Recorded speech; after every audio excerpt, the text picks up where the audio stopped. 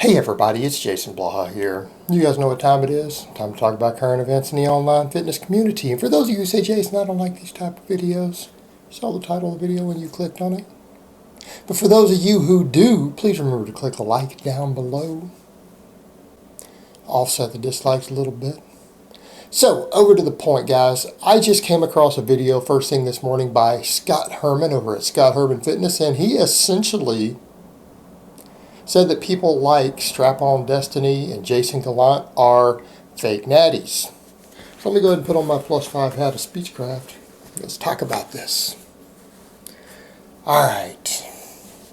He said a lot more. That was near the end of the video. It was just kind of his little spiel about partial reps. And I hope he's talking about people like Alex, and I hope he's talking about the above the knee rack pull. Now, people say, well, he talked about constant tension in there, keeping tension on the muscle. But he also kept reiterating the point that half reps are useless for gaining muscle. And they're not useless, they're just really, really bad at it, unless you're using very copious amounts of anabolics. But the overall gist of his video was more or less correct. And let me put it to you this way, it's correct in the context of his audience. And hopefully Scott is basically speaking in hyperbole like I am oftentimes, that you have to do this. This is the only way to do it. And the reason we say certain things to people in their first couple of years in the gym is that if they even know that more advanced methods exist, it's counterproductive to them. In other words, if you guys were to come and watch me do some of the more advanced stuff I do for powerlifting, and you were to imitate it, you're going to make less gains. Right? If you're a novice lifter, and I'm talking about even if you bench 185 for a triple, you're a novice lifter. Okay, if you only squat 275 for a couple reps, you're a novice lifter, and I mean deep squats.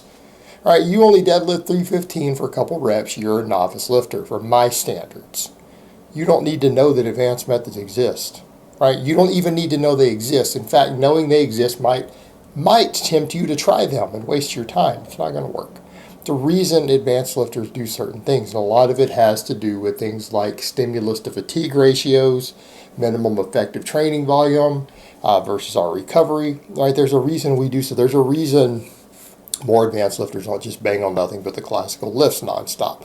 You can do it. It's one way to do it, but it actually has its own set of problems. Now, as a novice lifter, there's no excuse not to.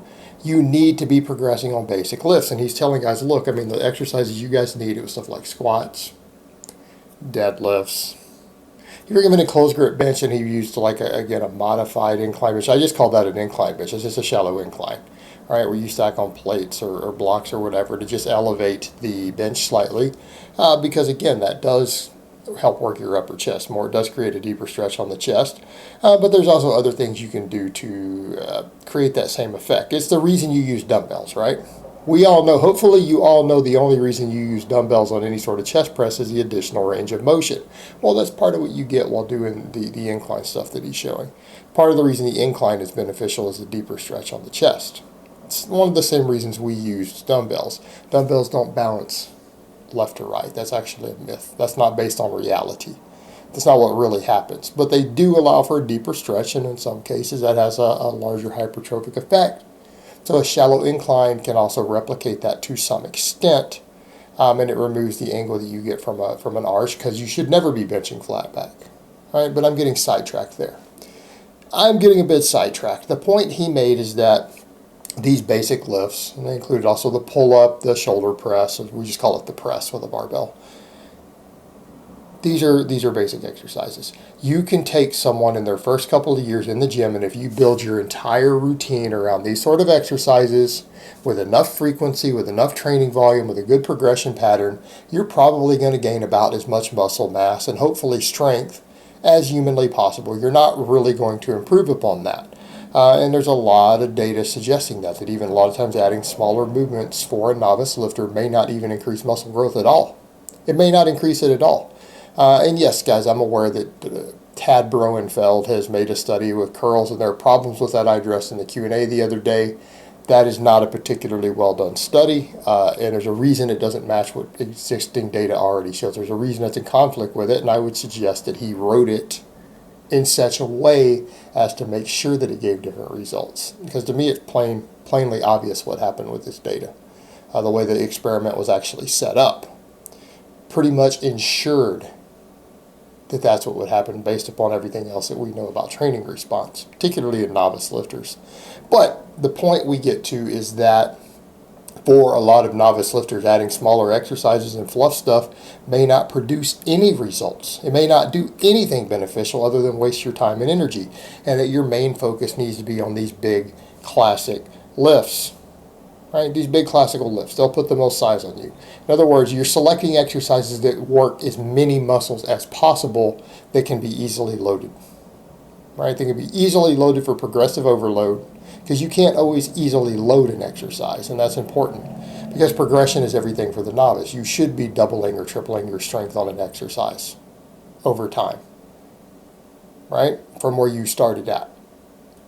And that's a minimum, that's a baseline. For most of you out there, the heaviest weight that you could handle for a 1 rep max on a big classic lift, your goal should be to literally, in many cases, do reps with triple the amount of weight you started with what your max was. That's going to give you the best results in terms of muscle growth. That's where you need to be. But then he came over and he talked about the partial lifts, and he basically said people who are telling you to do half reps and keep tension on the muscle, that doesn't work. They are fake natties, right? They are fake. He called them that, fake natties. Guys who are trying to scam you. And that's where you have people like ScottHermanFitness. That's a perfect example. And I kind of called it out the other day, and I said, guys like Strap-on do, he hit those pinkies again. And a lot of people got it wrong. They didn't know what pinkies were. And that's funny. I mean, again, people who think they know about gear, they don't know what pinkies are. And I'm coming at this from the perspective of, I don't even think gear is bad, right? And that's what people need to remember when I talk about the fake natty thing. Gear is not necessarily bad. People are going to do it. It's using it specifically to scam people. That's the problem I have, right? If you are using it to scam people, or let's say you do something like powerlifting that has tested and untested federations, to cheat in a tested federation when you could just go do untested, all right, I have a problem with that. All right, that's ridiculous. It is, and I'm not saying it as an evil thing or evil, terrible person. No, it's ridiculous. It's just like, come on, brother. But that's the problem you have, when federations like the IPF say, well, we're the most prestigious. Well, therefore, that just tempts people to go cheat and to just compete in the most prestigious federation, because it's not like people can't cheat on the drug test. I mean, let's be realistic here. Let's be honest. You guys think drug testing actually really works? You're kind of naive. But I'm not even really against it. I'm against people using it to actually con people out of money. And I mean, that is a perfect example. People who do stuff that really only works if you're using significant amounts of gear, all this continual tension, partials, things like that, because they produce a lower hypertrophic response, right? Continual tension doesn't matter. Overloading a muscle by shortening the range of motion dramatically to add more weight doesn't improve hypertrophy. All the available data says it doesn't. Use enough gear, it does. But is it the gear doing it, or is it the exercise doing it? It's the gear. It's the fact that you're doing any exercising while on heavy amounts of gear.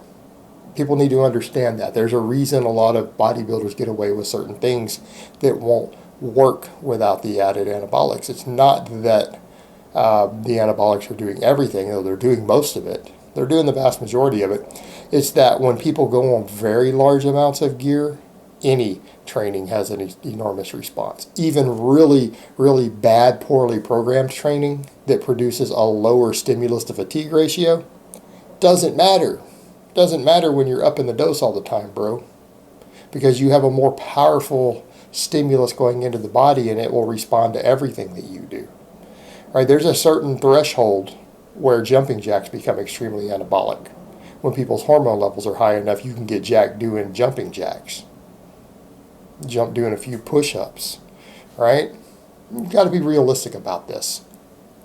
So that's kind of the point that he was making, and I think that's a perfect example. And I'm hoping now that Scott is standing here in videos like this talking about full range of motion. And guys, keep in mind, full range of motion is relative. It doesn't mean that every exercise is going to work every joint through its terminal range of motion. And for a novice lifter, that's not always necessary. I mean, let's be realistic here. Do you have to squat ass to grass to get maximum muscle growth? No, but you need to be squatting relatively deep. But, relatively deep still might be 4 inches higher than total ass to grass. On a bench press, can you get a pretty big chest and triceps by coming all the way down and touching your chest and pausing? Yes. Is that the farthest possible range of motion for the joints? No, but it's pretty close. And I think that's the difference. When we're talking about full range of motion, we're talking about are we getting an effective range of motion versus are you literally turning stuff into a half rep or a quarter rep to move more weight?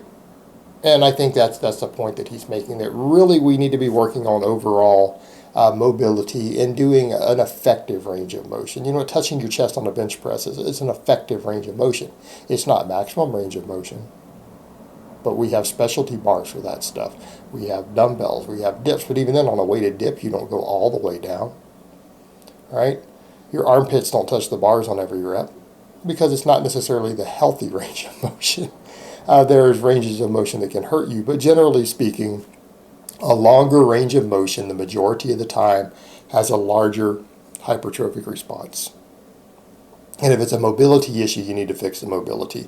But the point is, the guys who are promoting all these heavy partials and continual tension and everything else, if they're getting good results on it, I can almost assure you that they are fake nattying it up. Right? They're fake nattying it up. And it probably isn't going to work for you. And so I think Scott was good for calling that out. All right, guys, well, that's really all I have to say on that today. I hope it's been informative, and I will talk to you guys next time.